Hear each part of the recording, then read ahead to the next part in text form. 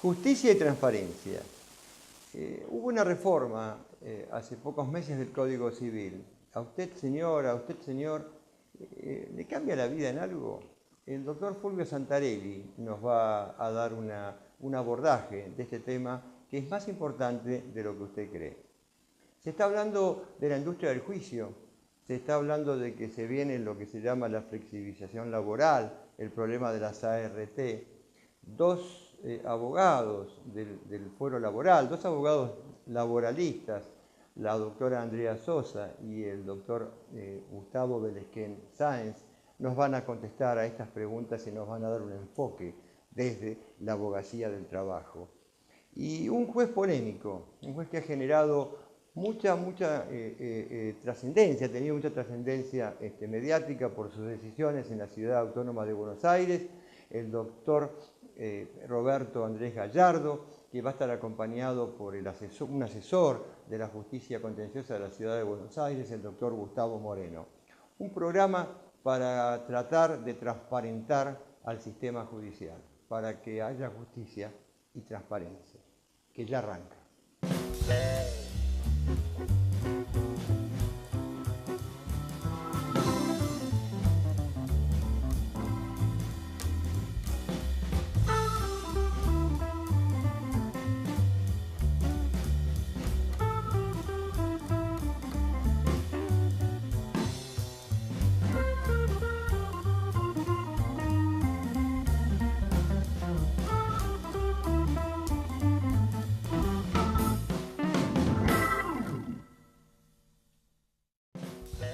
Colegio de Abogados de San Martín, www.casm.org.ar 4754-2139.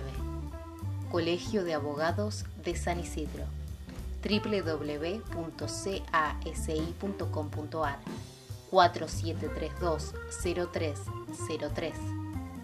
Estudio GFSD Abogados, García Ditze, Ferrari, Sánchez, Diez Ojeda, www.gfsdabogados.com.ar 4742-4377. Grupo Pampas, tu socio de negocios en América Latina, www.grupo-pampas.com 4793-2313.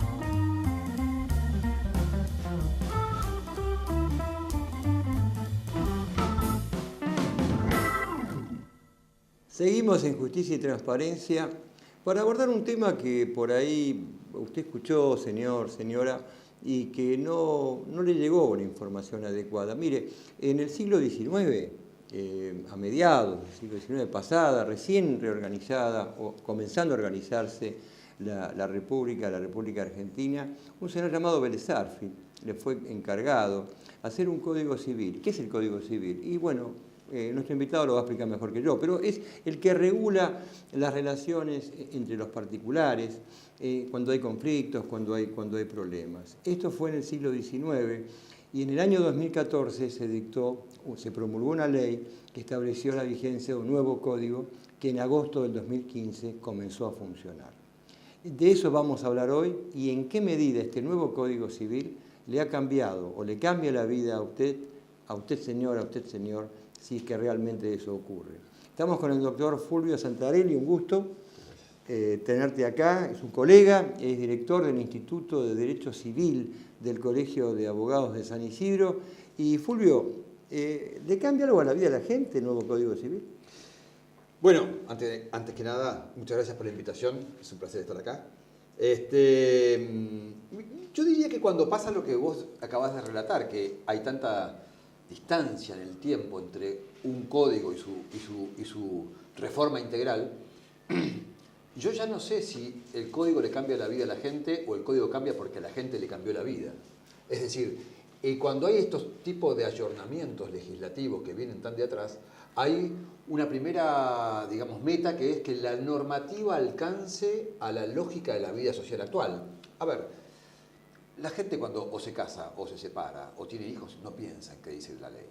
Es decir, tiene un rol secundario. La ley en ciertas materias modela una institución, como podría ser la familia, o podría ser la convivencia, etcétera, modela ciertas formas de vida como para que la gente pueda encajar mejor y sus derechos sean más fácilmente reconocidos, etcétera. Yo creo que en buena parte de los temas que el Código Civil y Comercial trata, hay esto, ¿no? Hay una cuestión de la ley a tratar de seguir el modo de vida actual que ha cambiado tanto.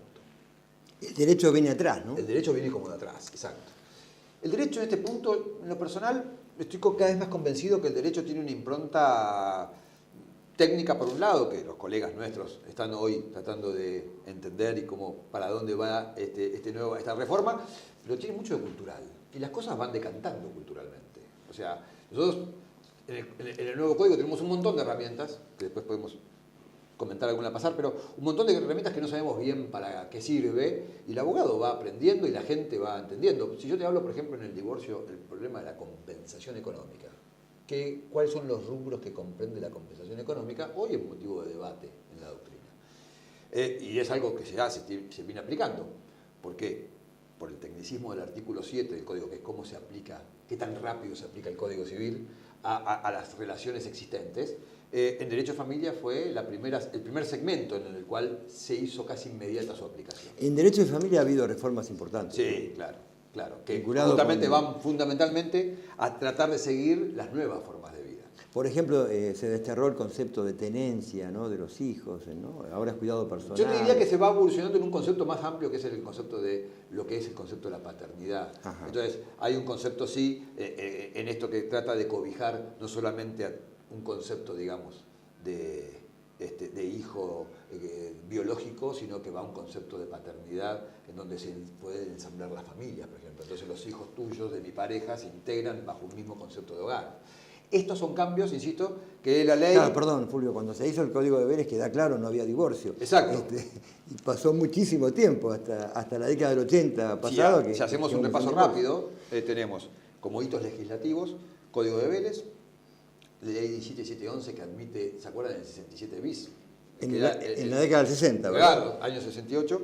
Y después la 23515, ya en la década del 80, que admite el divorcio vincular. Y después, básicamente, hubieron otros hitos en el medio, estoy simplificando. Pero temas familiares quedaron todavía relegados. Siempre quedaban relegados. Claro, porque aparte de todo, los cambios se van acelerando. Hoy nos levantamos, mejor dicho, ayer, los que vemos las noticias en el online permanentemente, nos encontramos que había la posibilidad de que un humano tenga 3 ADNs. Yeah. Con lo cual, el fenómeno de la paternidad, el fenómeno de la afiliación, el fenómeno del concepto de familia va evolucionando aceleradísimamente. Entonces, el código la sigue, o los derechos la siguen un poco desde atrás. Era necesaria la reforma, ¿no? Era necesaria. No se puede... Vamos a otro tema. Salgamos un momento del tema de familia. Hay algo que es insostenible. Los contratos nuevos que hoy tenemos tipificados. Pensemos en un contrato tan importante en la vida comercial como es el contrato de concesión. No sé, el contrato entre una automotriz y su concesionaria no estaba arreglado en la Argentina. Había una tipificación jurisprudencial, social. Eran contratos atípicos. Para la gente no estaba en la ley, digamos. No estaba en la ley. No estaba previsto. Entonces, un empresario que quería hacer una franquicia o armar una franquicia tampoco estaba en la ley. Tenía que ir a ver qué decía la jurisprudencia, etcétera, etcétera. Cuando el tema franquicia se tenía un auge en las últimas décadas enorme. Es un apalancador del desarrollo impresionante. Claro. Entonces, hay un avance que es notorio. Entonces, yo lo que creo es, para hacer, si querés, en este punto una síntesis. Se ha avanzado en materia de familia, se ha avanzado... Con esto no quiero decir que todas las soluciones sean... No. Bueno, no estamos calificando, estamos hablando en términos de... Se han abordado temas, se han abordado. ¿Okay? Claro. Se han abordado, exacto, se han hecho cargo de estos temas. En materia de negocios también. No solamente porque se han regulado situaciones contractuales que antes no estaban reguladas, sino porque también se ha regulado con un criterio muy ayornado, muy moderno. Te voy a dar un ejemplo. Recordarás, hemos hablado ya al respecto, de que existe el derecho del consumidor. O sea, el consumidor, en cuanto consume bienes o servicios en el mercado, tiene un estatuto de protección particular, que está dado por la Ley 24240. El Código Civil también recoge y acentúa la protección del consumidor. Pero en el Código Civil, sin que esté nombrado como yo lo voy a nombrar ahora, existe, por ejemplo, una protección al empresario débil. Llamémosle empresario débil al empresario que tiene que contratar con el empresario fuerte. La empresa chica, la empresa grande. Una pyme con una pyme con una empresa Pensemos terminal. en todos los procesos de tercerización o contratos de canales de comercialización, como lo que acabamos de mencionar. Hay una regulación, hay un régimen ahora que permite, bajo el concepto de contrato de adhesión, que permite darle protección a ese empresario. Eso es muy importante. Es, digamos, tan revolucionario como los cambios que hubieron en materia de familias. Ahora, Fulvio, ¿eso es en la parte comercial del código? Sí, Porque... sí, claro.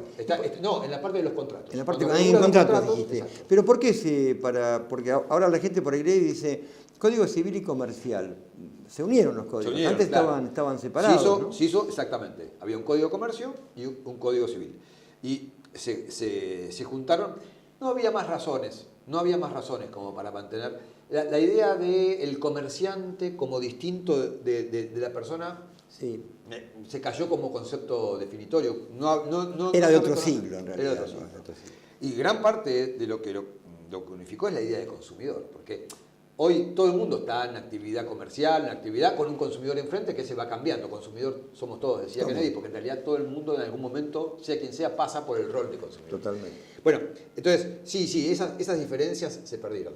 Dicho sea entre paréntesis, fíjate vos todavía la tarea que queda, ¿no? Porque vos vas a capital, no es el caso de provincia, pues tenés una justicia comercial por un lado y una justicia civil por el otro. Claro. Que no tiene correlato en el código de fondo ahora. Bueno, el Ministerio de Justicia está trabajando, entiendo, en iniciativas que tienden a ayornar los códigos. Bueno, Fulvio, ya que estamos y lo hablamos, el Poder Judicial es uno de los 3 poderes de la República que tiene que ayornarse, actualizarse, ¿no? Viene todavía... Honestamente, en este punto todos tenemos que hacer un fuerte... Porque mira, el nuevo código está lleno de herramientas.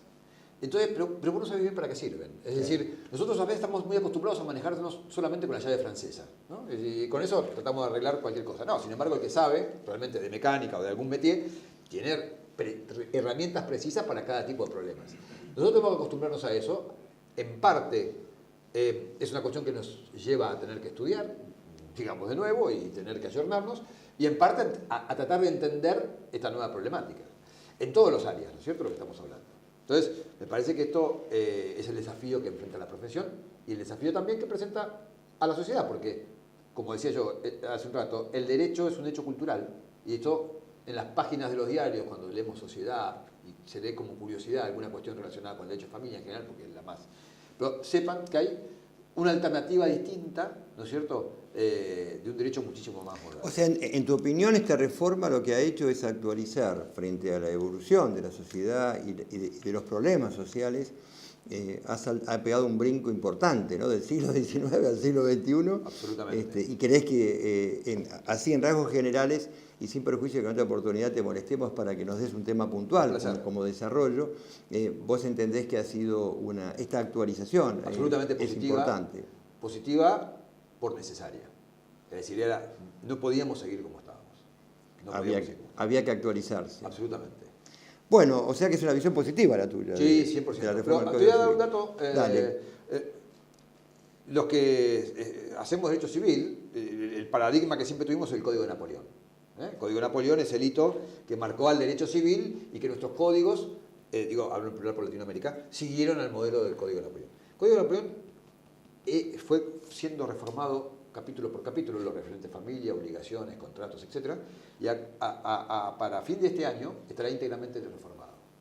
Es decir, quiere decir, y en una reforma que en algunas materias que hemos podido comparar, nuestro código está perfectamente alineado a las más modernas tendencias. Con lo cual digo, no es solamente un ayornamiento necesario en nuestra comarca, sino que el mundo va viendo que hay que acostumbrarse y llevarse. Es decir, en definitiva, que hoy los que nos están viendo en casa, que no son abogados, que no son colegas, si tienen un problema, hoy pueden recurrir a un abogado, quien va a contar con mayores herramientas para abordar el problema que le lleva la gente que lo va a ver, que antes, a partir de la reforma. ¿Coincidís con esto? Absolutamente. Fulvio, muchísimas gracias por haber estado en Justicia y Transparencia. Fulvio Santarelli, director del Instituto de Derecho Civil del Colegio de Abogados de San Isidro, y no con ánimo de aburrirlos a ustedes, al contrario, porque el conocimiento, el entender, el comprender con qué herramientas contamos para vivir mejor la vida, es una manera de ayudarnos a estar mejor. Y ese es el propósito de este programa. Seguimos en un momento en Justicia y Transparencia.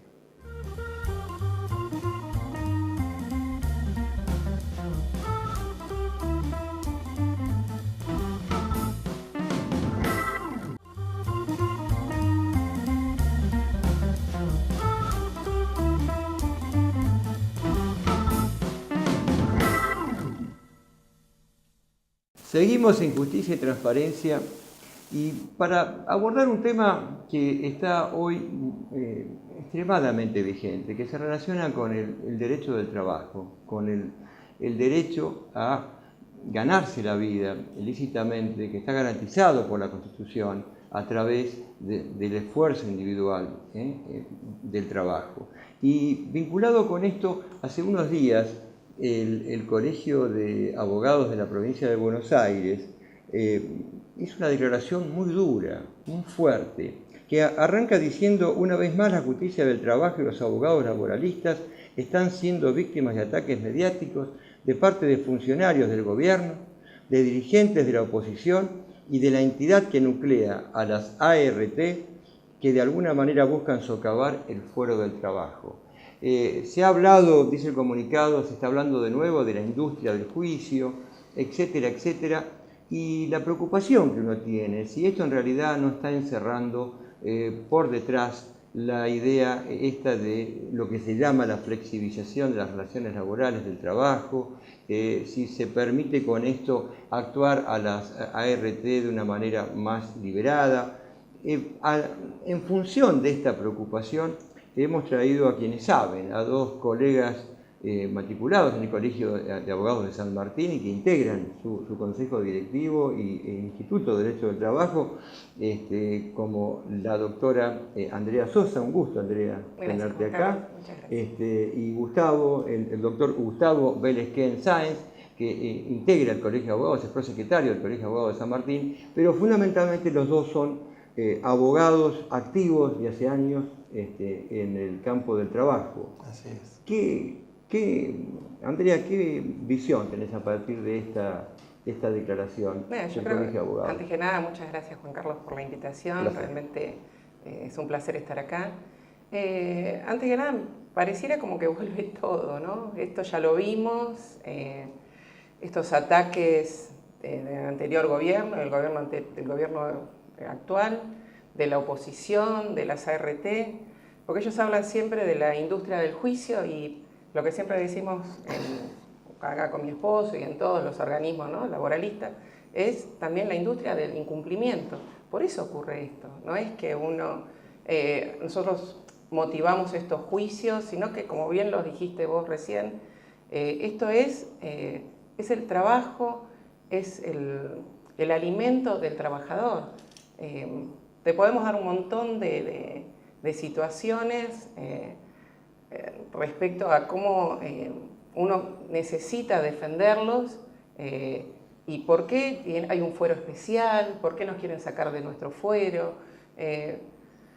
La verdad, uno a veces sabemos estos ataques, muchas veces lo decimos recién como vos dijiste, a veces si es por ignorancia, porque no conocen la Constitución Nacional, no conocen los tratados internacionales, o realmente hay mala fe. Yo creo que cuando vos vas contra organismos tan importantes, contra empresas, porque las que más cumplen, aunque vos no lo creas, son las pequeñas empresas.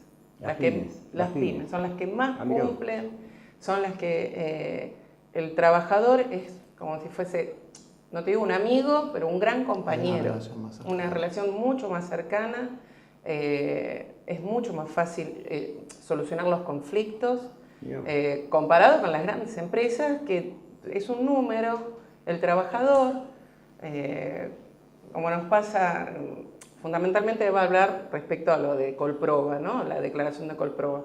Yo más que nada lo que te quiero decir es lo que nos pasa a nosotros en un pequeño estudio que tenemos, que viene la gente y para que la gente entienda que esto no es, bueno, esta gente crea, inventan juicios y hacen todas estas cosas. No, fundamentalmente la gente viene desesperada al estudio. una persona, un chico joven, porque estamos hablando de gente 20, 25 años, 30 años, que tuvo un accidente y ya sus manos no sirven más. Y van a la RT y le dan... Un accidente en el trabajo, laboral. Tal cual. Y le dan el alta, siendo que ni siquiera... Y va al médico de la RT y le dice, doctor, pero yo no puedo mover mis dedos, no puedo seguir haciendo este trabajo. Imagínate la vida activa que tiene ese chico todavía por delante. O sea, las ART, Andrea, estás vos señalando que tienen una tendencia totalmente. A negar, digamos. A negar. Y le dice, negativo. doctor, no estoy en condiciones. ¿Sabes lo que le han llegado a decir? Algo terrible. Si vos no vas a ser concertista, ¿qué te importa cómo te queden los dedos? Esas manifestaciones terribles. Gustavo, hay una idea que por ahí nos está viendo un señor nacional que tiene una empresa mediana o grande, o entre algún directorio de una empresa importante, o incluso una pyme, que hay una idea de que la justicia laboral, que es lo que trasluce este comunicado como enfrentamiento, como confrontación en los comentarios, que la justicia laboral solamente atiende cualquier tipo de reclamo de un trabajador y que siempre está en contra de los empresarios. ¿Es verdad esto? No, no es así. O sea, a ver, partamos de la base de que el derecho del trabajo es un derecho orientado a reequiparar la situación propia que tiene el trabajador frente a la empresa y en este caso frente a la CRT. Partimos de un supuesto de hiposuficiencia del trabajador en donde las normas del derecho del trabajo tratan de equiparar en cierto modo y eso está amparado por la Constitución y los tratados internacionales. La justicia del trabajo lo único que hace es aplicar las normas vigentes para poder resolver los casos. Pero esto, como decía acá la doctora Sosa, se enmarca en un ataque que viene ya de larga data. Ya cuando se presentó la ley de riesgo de trabajo, se nos tildó por la exmandataria de caranchos a los abogados laboralistas que defendíamos a los accidentados. Y bueno, desde casi fin de año hasta esta fecha se han venido dando manifestaciones por parte del gobierno, por parte de la oposición, donde justamente dicen que la justicia laboral siempre falla en favor de los trabajadores, donde dicen de que los abogados laboralistas son caranchos. Sin ir más lejos, una de las solicitadas de la UART, que fueron a página completa en los principales medios de prensa, ponían la foto de un ave de rapina y el título catastrófico carancho, y endilgándole a los abogados laboralistas la posible pérdida de las prestaciones y de poner en jaque a la SUART, a la Unión de Aseguradoras del Trabajo, cuando sabemos que es muy por el contrario, que las ART son las que no aceptan las regrabaciones, son las que cuando uno tramita un reclamo en sede administrativa dilatan los tiempos en forma innecesaria, que se amparan en no contestar cualquier tipo de reclamo hasta la fecha tope, dilatando una vez más los reclamos. Y en definitiva lo que vemos es que se ataca al abogado por generar litigiosidad. No, el abogado lo que hace es tratar de defender en el caso en donde no han sido resuelta la situación del accidentado. Y que si hubieran sido resueltas no habría... Pero la gran mayoría... Eso es lo que la gente tiene que entender. La gran mayoría de las causas se resuelven dentro de los procedimientos administrativos frente a la ART. Ahora, ¿qué sucede? Tenemos un problema de base en la ley de riesgo de trabajo. Nosotros tenemos como actor principal a la ART. La ART es una empresa que en nuestra ley de riesgo de trabajo tiene fin de lucro. Entonces, evidentemente, ante cada situación de accidente, en esa situación ya está la génesis de un conflicto. ¿Por qué? Porque la empresa lo que va a brindar va a ser en detrimento de su ganancia. Entonces, estamos en un juego de suma cero. ¿Sí? Lo que le doy, lo pierdo. Ahora, Andrea, por lo que decía recién Gustavo, en promedio y en la experiencia de ustedes, los jueces del trabajo son imparciales, como debe ser todo Tal esquema cual, judicial, sí, o, totalmente. o tienen la camiseta puesta y No, automáticamente para nada, no, admiten no. todos los reclamos, todas las demandas. No, Yo soy no, penalista, no. no hago laboral, No, por eso no. le pregunto. No, Lo que sí están imbuidos de los principios Tal del cual. derecho al trabajo, los Y de la tratados internacionales, la Constitución, por Y la supuesto, Constitución Nacional. en No, donde la está verdad. garantizada especialmente el derecho del trabajo. Pero si se han cumplido con las normas por parte de la empresa y hay un reclamo que es absolutamente descabellado, Lo hemos visto. pretencioso y No, falso, Lo rechazan se y rechazan. Se Tal rechazan cual. los reclamos. Tal Sí, cual. sí. O sea, esta No, frase, tenemos mira, frase que se dice siempre No, no. es Es verdad. totalmente infundada eso. Juan Carlos, es muy simple.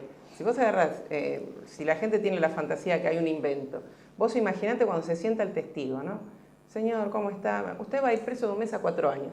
Ahí dice, si mintió, si quiere mentir, se olvidó de todo. En la ¿no? provincia de Buenos Aires es bueno recordarlo, el proceso es oral hace muchísimas Seguro. décadas. Sí. Ha sido una avanzada en la provincia de Buenos Aires, ¿no? Están los jueces en directo, sí, no un sí. empleado que escribe. Igual te comento, la justicia de trabajo en provincia es excelente, son bárbaras las vistas de causa y todo, pero en Capital Federal también, las personas que te toman las testimoniales, el audiencista, te digo, son gente muy preparada, tanto... Tienen montones por dentro. Además, gente totalmente preparada. Lo que pasa es que ya sabés que hay un ataque también a la justicia.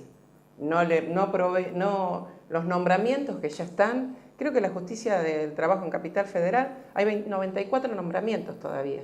La Corte ayer sacó un comunicado pidiéndole al Consejo de la Magistratura que se decida. ¿Entendés? Que haya, O sea, ¿no? porque no solamente los abogados laboralistas somos atacados, seamos sinceros, El también fuero, es atacado el fuero fuero. también. Y de los dos lados del mostrador Porque somos si vos a un atacados. juez lo estás presionando todo el tiempo y le decís, usted es siempre a favor del trabajador, también es un ataque. Ellos lo único que hacen es cumplir con la ley y obviamente están imbuidos, como recién dijo el doctor. Tienen que, nadie, son totalmente imparciales, para que eso lo sepas vos. Lo que nunca se dijo, esto es televisión, el tiempo es escaso, pero en 2 palabras, a los dos, el que Y quiera. yo te quiero dar un comunicado, una invitación, a ver. lo que te dije. No. Antes de que, yo espero que cierre él, los quiero invitar a todos el 5 de octubre, que iniciamos, digamos, fui nombrada directora del instituto, va a venir la doctora Chedrés, Virginia Chedrés, que es secretaria del Juzgado Nacional y que justamente va a venir a hablar de ART. Así que los espero a ¿Dónde? todos en el Colegio de Abogados de San Martín. Así que bueno, los espero a todos. Enfrente de tribunal. Enfrente de bien. tribunales. Enfrente Tenemos de tribunales. enfrente de tribunales. No, en 2 palabras, entonces Gustavo, ¿qué es esto de la flexibilización laboral? ¿Es bueno, es malo? En términos generales ya lo hemos visto, como lo dijo ella, es revivir una película que ya vemos que no conduce a nada, porque ya sea flexibilizar a la entrada o a la salida, lo único que conseguimos es tener empleos precarios donde el trabajador no sabe cuáles son sus derechos. Y en relación particular a lo de las ART y el proyecto que se viene hablando, por un lado pasa por volver a las comisiones médicas que ya la Corte Suprema se despidió que eran inconstitucionales porque avanzaban sobre las jurisdicciones provinciales, y por otro lado pretender extraer a los accidentes de trabajo y las enfermedades profesionales del fuero laboral y llevarlo al fuero de la seguridad social es un despropósito, porque a la vez de que han hecho ahora... ¿A quién favorece?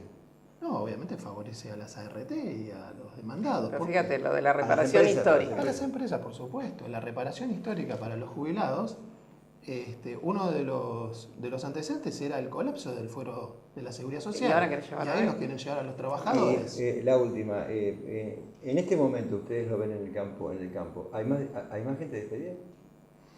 Ay, sí, pero no sí, es lo de un incremento siempre. exponencial, No es como se ha exponencial. visto No, para nada. en otras épocas. Ajá. Sí. Seguimos teniendo el mismo flujo, el mismo...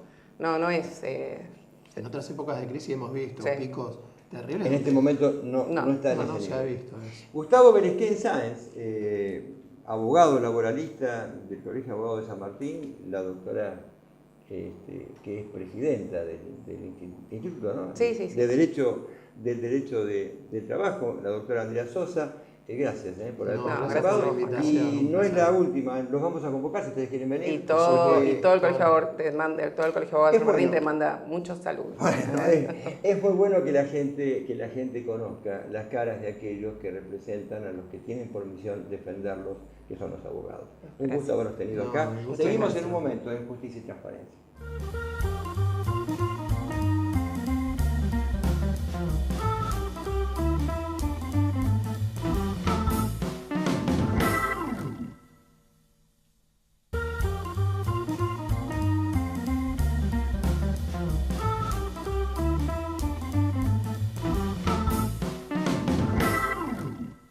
Seguimos en Justicia y Transparencia.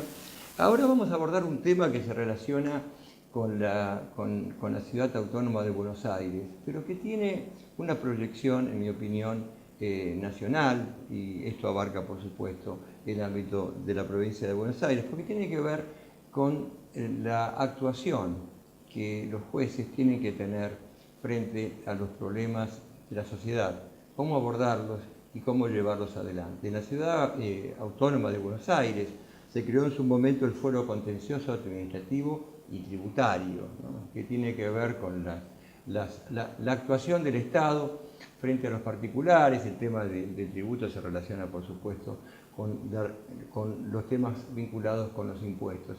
Y parece ser un fuero que está, si me lo permiten, lo digo yo, por lo menos en favor del Estado, que no está para defender los intereses puntualmente de los ciudadanos, sino defender la estructura estatal. En el año 2000 fue nombrado como juez en ese fuero el doctor Roberto Andrés Gallardo, y a lo largo de los años ha ido demostrando que no era tan así y que la preocupación concreta que en cada caso que ha llegado a su despacho vinculado con las situaciones que pueden haber pasado los ciudadanos de la ciudad, los ha abordado, en mi opinión, y no es la única, con un temple y una decisión digno de encomio y digno de ejemplo. Por eso yo decía que transita la General Paz, la supera, y es importante para nosotros tenerlo aquí al doctor Gallardo en Justicia y Transparencia. Un gusto, doctor. Lo mismo, muchas gracias por la Y a su lado el doctor Gustavo Moreno, que es asesor tutelar, es un especialista en Derecho de Familia, que también integra en el ámbito del fuero que acabamos de hablar. Un gusto, doctor Moreno. Gracias, asesor ante la Cámara, ante los jueces que revisan las actuaciones de primera instancia para la gente, del fuero contencioso de la ciudad, ¿verdad? Exacto. Y es un gusto tenerlos acá. Usted, doctor Gallardo, en su momento tomó decisiones vinculadas con la Villa 31, cuando había falta de asistencia por parte del SAME. Ha tenido decisiones que en su momento fueron receptadas por los medios de comunicación, ¿no? Hasta sacar un cartel enorme de Coca-Cola, creo, ¿no? Que complicaba la visión y el buen manejo de la gente. Y con los servicios de salud, ¿cuál es cuando usted fue nombrado juez en lo contencioso, ¿pensaba que podía actuar de esta manera, o como nos pasa a todos, la propia dinámica uno lo va llevando?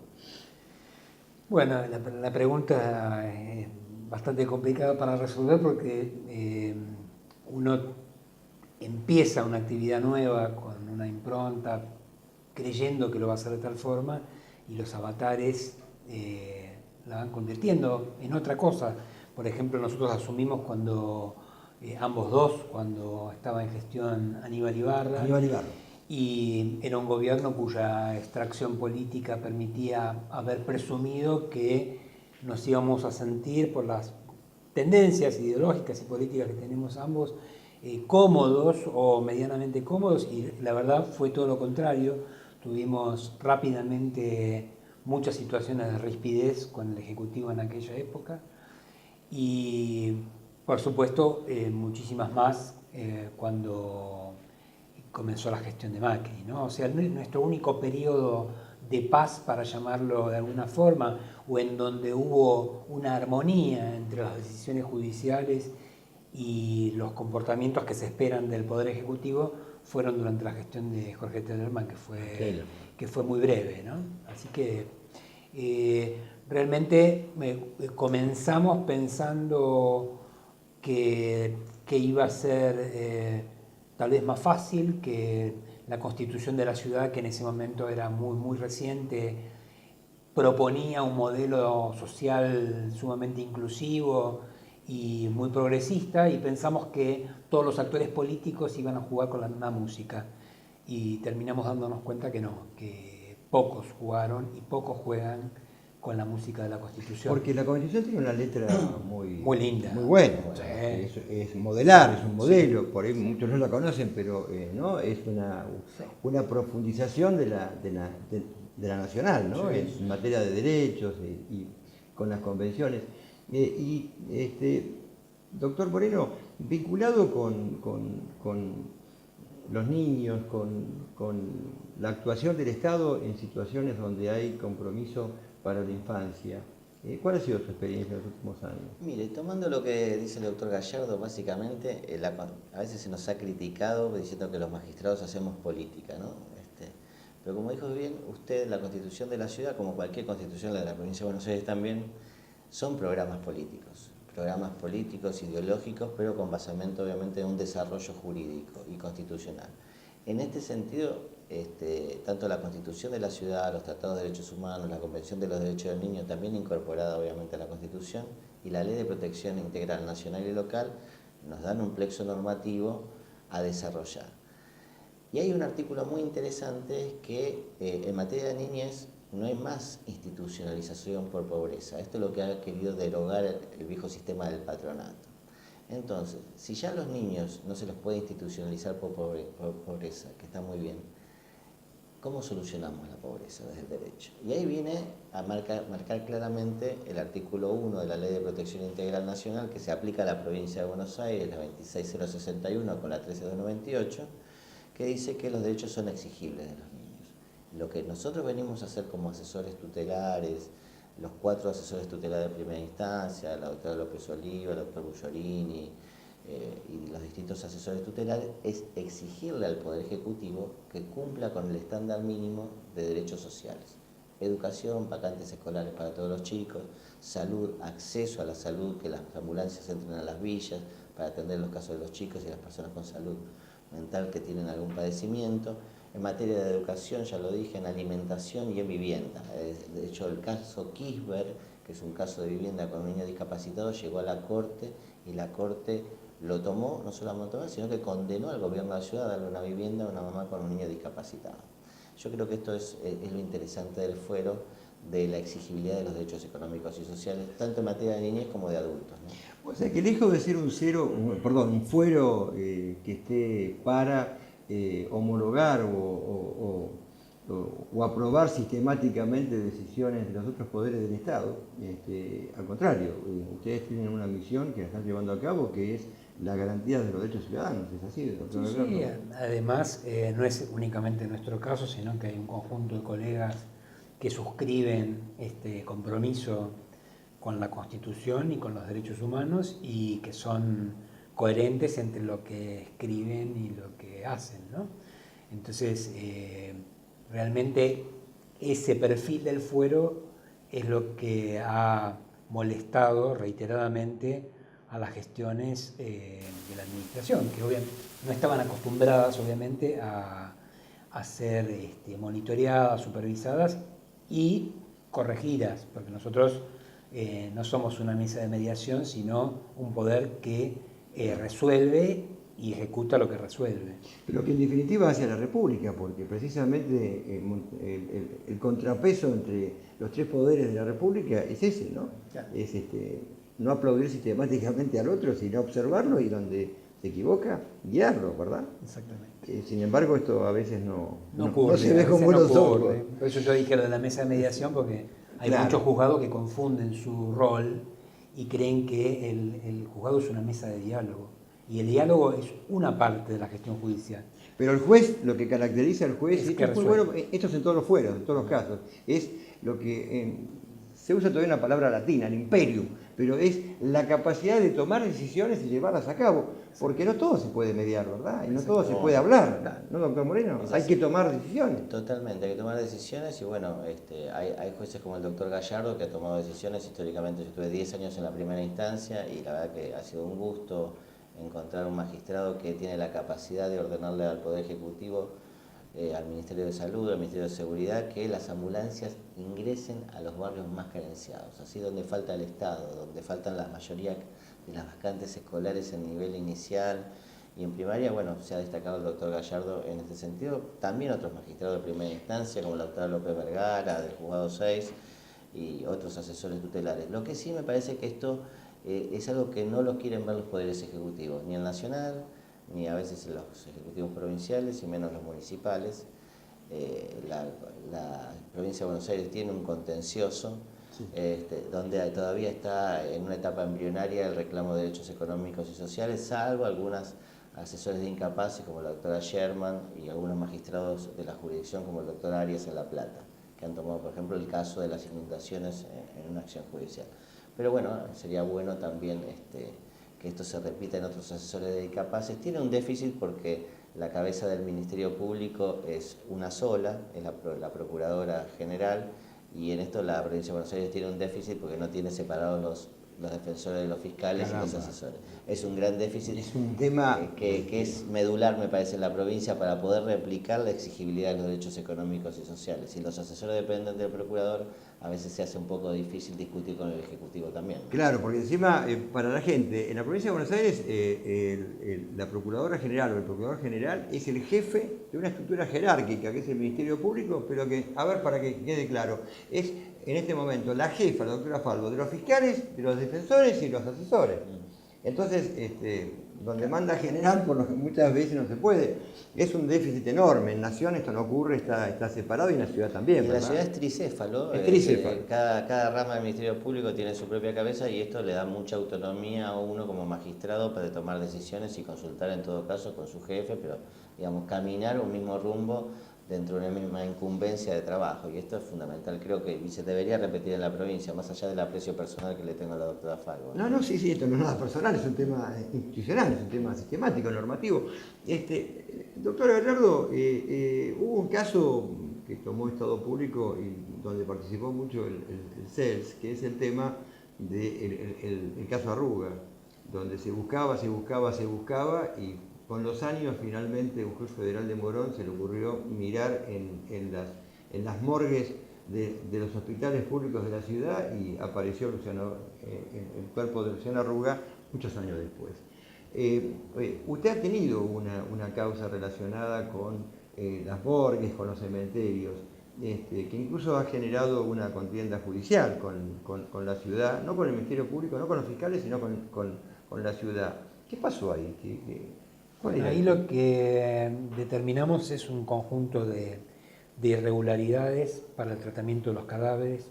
O sea, no existía una metodología legal aprobada de cómo debían darse los ingresos y los egresos de cadáveres, y eso permitió que ocurrieran una serie de anomalías realmente graves, como faltantes de cadáveres, errores u omisiones de registros, certificados y partidas de función hechas con 2 o 3 años de producida la muerte. O sea... Perdón, 2 o 3 años después de la muerte. Sí. Había un profesional que certificaba la causa de la muerte 3 años después de haberse muerto. Parece medio difícil, no hace falta explicarle nada a nadie. Parece medio difícil poder certificar algo. Esto, y sin ánimo de ser truculento o amarillista en el comentario, en un contexto de infraestructura de la peor especie.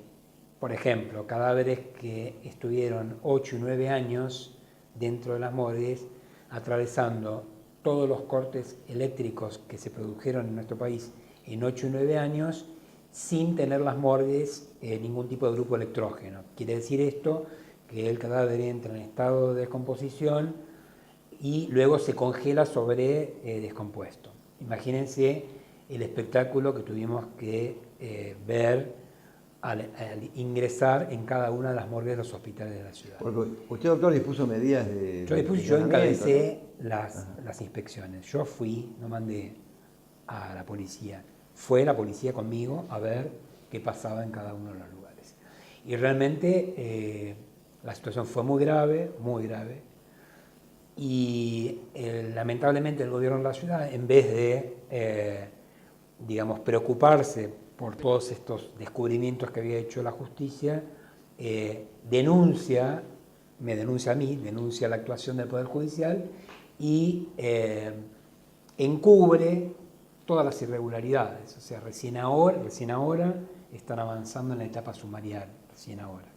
Después de haber, por ejemplo, en el caso de Luciano Arruga, haber recibido el pedido de la Justicia Federal de los libros que yo secuestré en los hospitales y de encontrar el asiento, que correspondió por supuesto como NN, pero era un asiento que describía las características del cuerpo de Luciano Arruga, que determinaron que él estuvo dentro de ese nosocomio. O sea, todo esto indica un descontrol que realmente es muy preocupante, muy preocupante.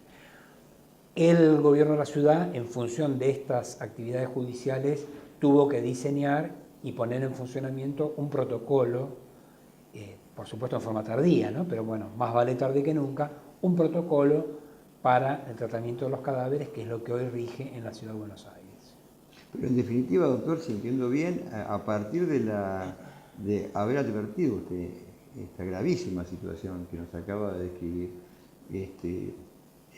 en vez de propender a solucionar un problema que evidentemente venía de largo y que es serio y grave, se denuncia al que lo descubre, ¿así es?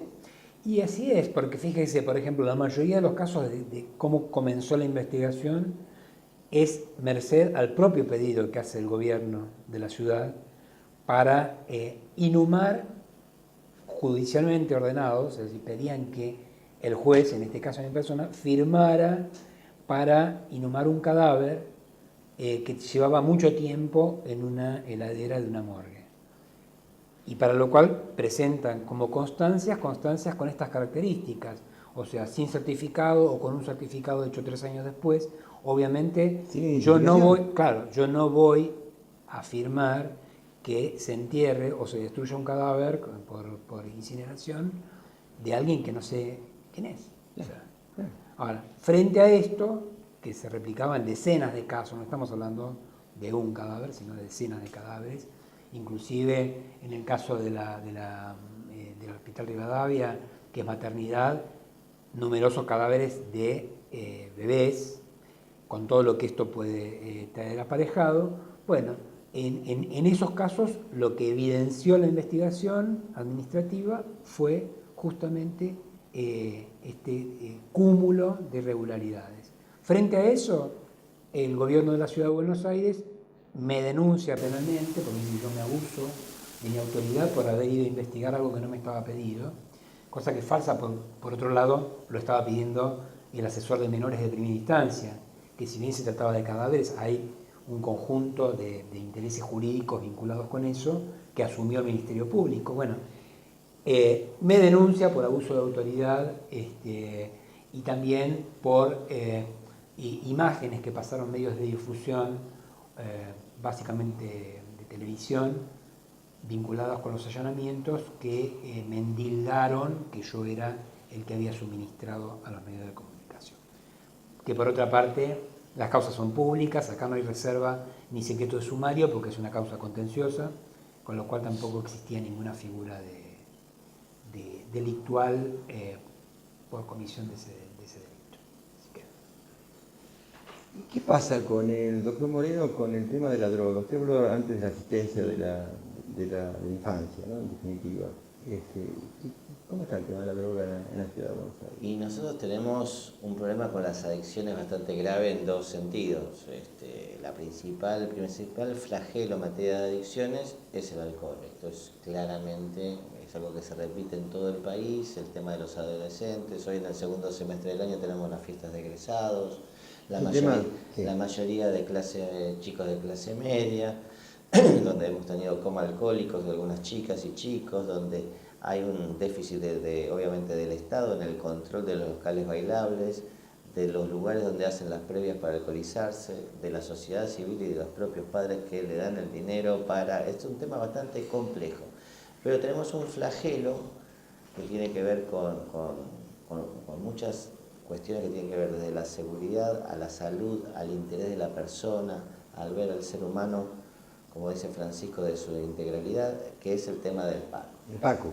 El Paco y su relación directa como veneno, no como droga, sino como veneno, que azota, digamos, las villas y asentamientos de la ciudad. Recordemos que tenemos cerca de 15 villas estructurales y 20 asentamientos con una enorme población, que se le indica constantemente a la población de las villas y asentamientos, la inseguridad que sufre la clase media, ¿no? Pero en definitiva, este veneno que los narcos y los transas suministran a los chicos los está matando. Hoy están matando a los chicos pobres porque son todos chicos marginales. Yo diría que no es un tema de droga, sino de marginalidad. El Paco mata. El Paco mata directamente. No debería haber ningún pibe muerto más para causar el Paco. Y para esto hay el primer estudio, digamos, hay muchos estudios. Uno que hizo Zaffaroni hace unos años con el juez Torres, que yo lo critiqué, teóricamente impecable, pero yo decía en ese momento que quizás no tenía mucho barro, ¿no?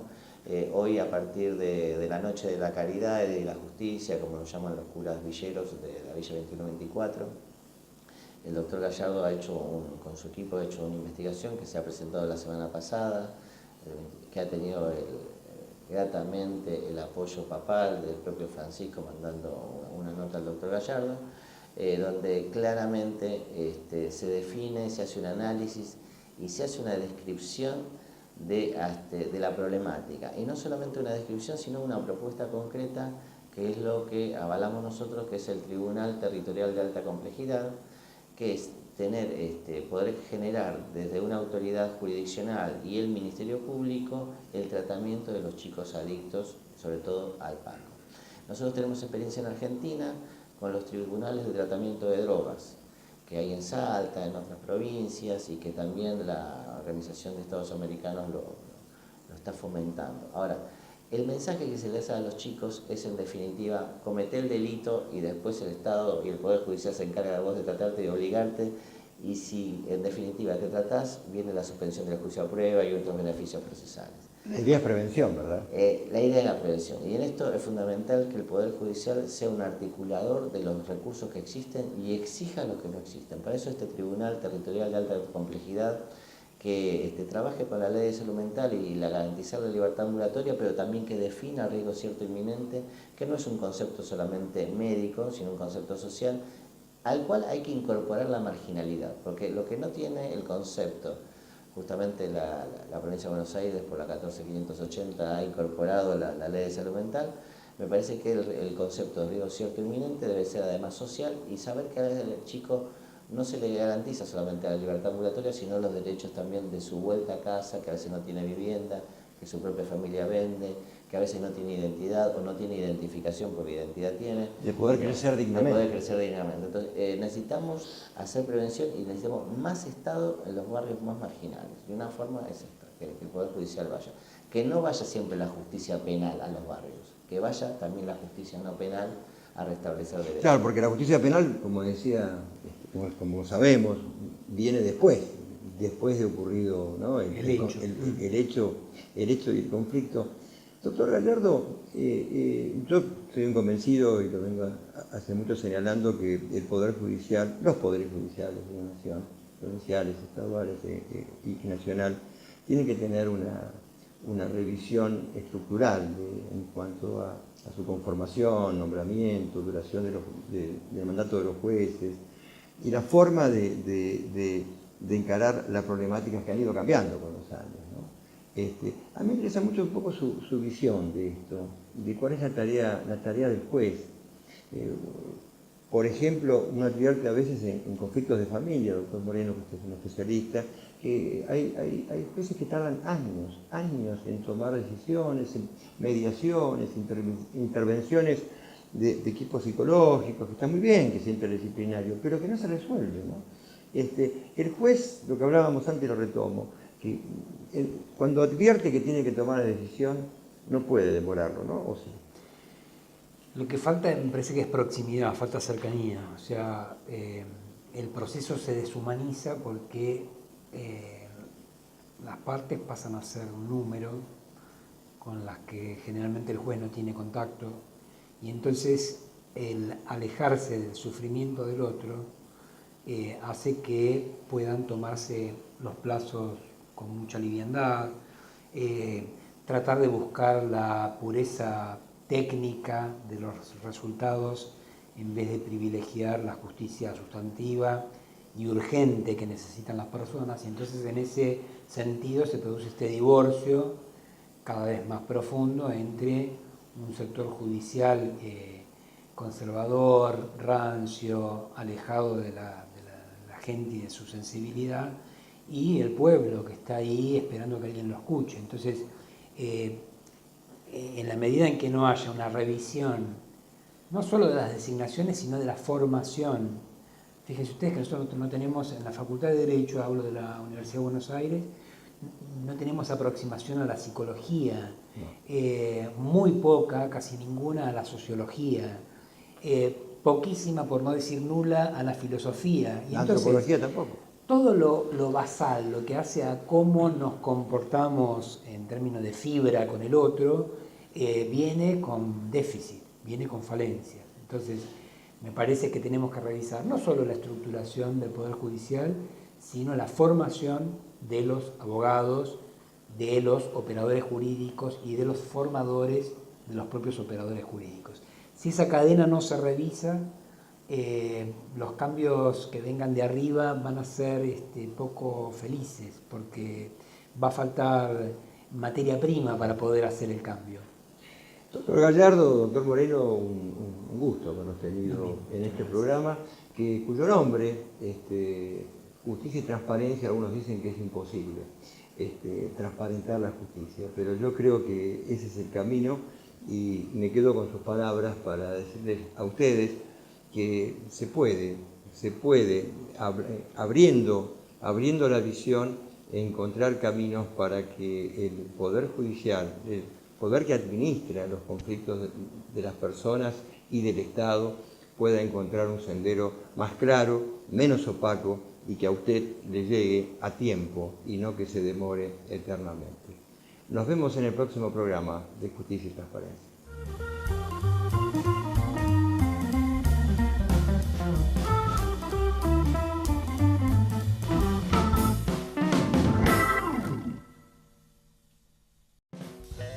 Colegio de Abogados de San Martín, www.casm.org.ar 4754-2139. Colegio de Abogados de San Isidro, www.casi.com.ar 4732-0303.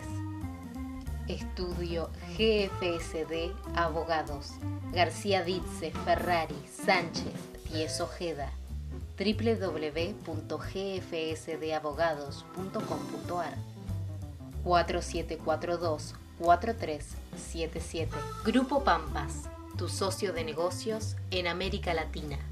www.grupo-pampas.com 4793-2313.